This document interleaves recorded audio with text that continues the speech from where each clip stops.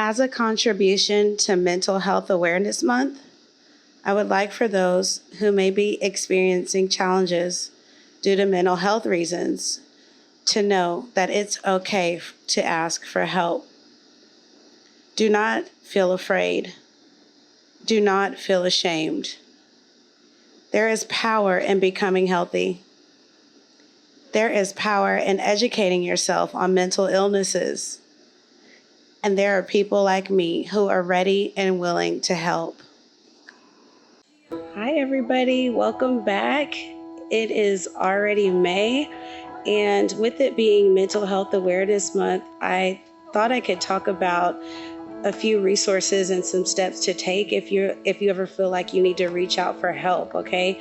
This is probably going to be one of my most heartfelt videos, as I chose the field of mental health because I believe everyone's life is valuable and we all serve a unique purpose.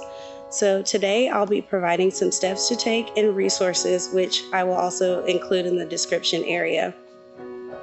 I do have a quick disclaimer. So I do research all of the topics that I share with you, but I want to let you know that these are just my recommendations, okay? If you already have a specific plan in place with your doctor or therapist, please follow that plan.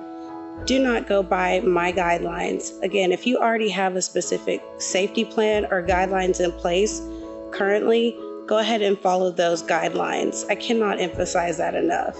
So I have 7 different resources that I want to discuss with you today. This is in no way all of the resources that are out there.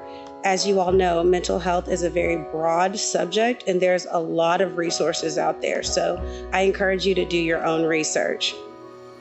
My recommendations are going to range from number 1 being the most severe crisis to number 7 being sort of the less severe situations. I just mentioned severe crisis, and for the purpose of this video, I'm going to define severe crisis as the feeling or thought of wanting to hurt yourself or someone else, okay? So we will start with number 1.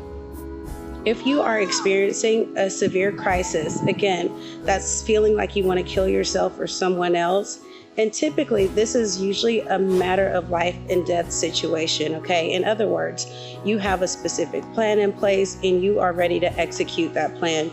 Please don't hesitate to dial 911. Again, if you have a plan to hurt somebody or hurt yourself, call 911. What I do recommend is asking for a mental health officer. Now, not every city has a mental health officer, but if you do have a mental health officer in your area, they are a lot more equipped to come out and deal with crisis situations regarding mental health. They've had typical training and more assessments, and they're able to prepare themselves more accurately to assess situations in crisis regarding mental health issues, okay?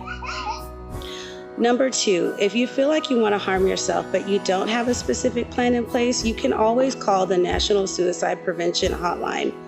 The National Suicide Prevention Hotline connects people with counselors for emotional support, and they also provide you with a ton of resources.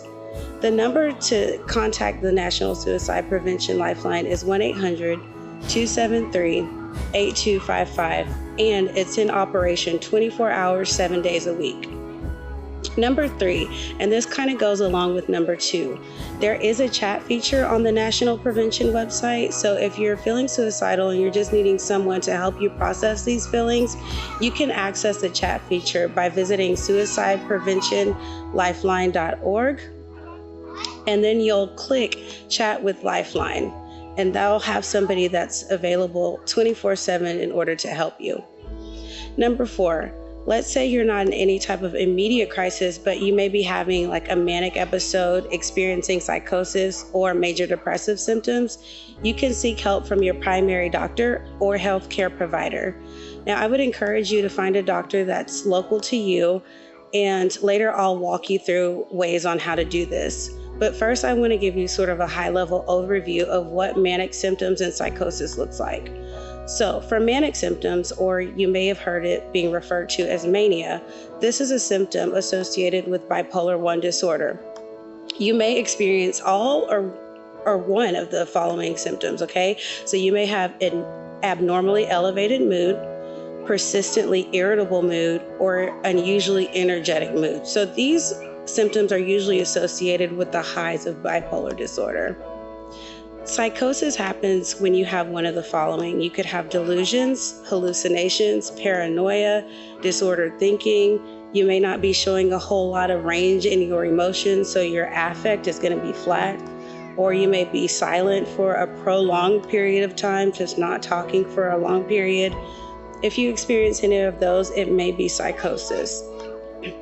So, if you don't have a primary care physician available or a regular psychiatrist, psychologist, or therapist, you can search for local mental health authorities in your area, and you should be able to find assistance that way.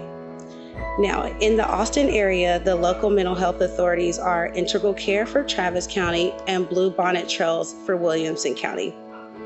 But again, just do a quick search for local mental health authorities in your city, and you'll be able to find contact information that way. A lot of the times, the LMHAs may have long wait lists or require you to complete some type of intake process. And if that's the case, you can always reach out to a close friend or family member. This is number 5. So when talking to your friends, please try to be honest with your feelings. Express the thoughts you have around suicidal ideations. Let them know what you need. This is very important because a lot of times people don't know how to help. For example, do you need to get out of the house and take a walk? Do you need to see a movie? Maybe it's so severe that you think you really need to go to the hospital. Or maybe you just need someone to listen to. Or to listen to you, maybe just to come over and sit with you for a while. Whatever the case, just please try to let your loved one, friend, or family member know exactly what you need so they're not feeling conflicted on what to do and how to help. Number 6, if you don't have anyone available to talk, try to contact a minister, spiritual leader, or someone in your faith community. If you don't belong to a particular faith, there are a lot of online support groups you can try to connect with. Just please try to connect with someone who is more versed and experienced with providing specific, reasonable support around mental health issues. Number 7, if all of these options are unavailable, you can always reach out to me. My email is jenfrazier512@gmail.com. And I tried my best to always be there and available to help.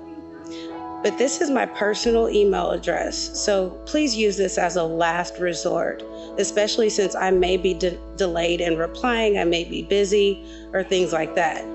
Again, if you are experiencing a crisis situation, please go back to recommendations number 1 and 2. If you have any questions, go ahead and leave them in the comment area. Don't forget to like this video by clicking the thumbs up. Please try to share this with as many people as you can because you never know whose life you may be saving. Happy Mental Health Awareness Month, and thank you for watching. Bye-bye.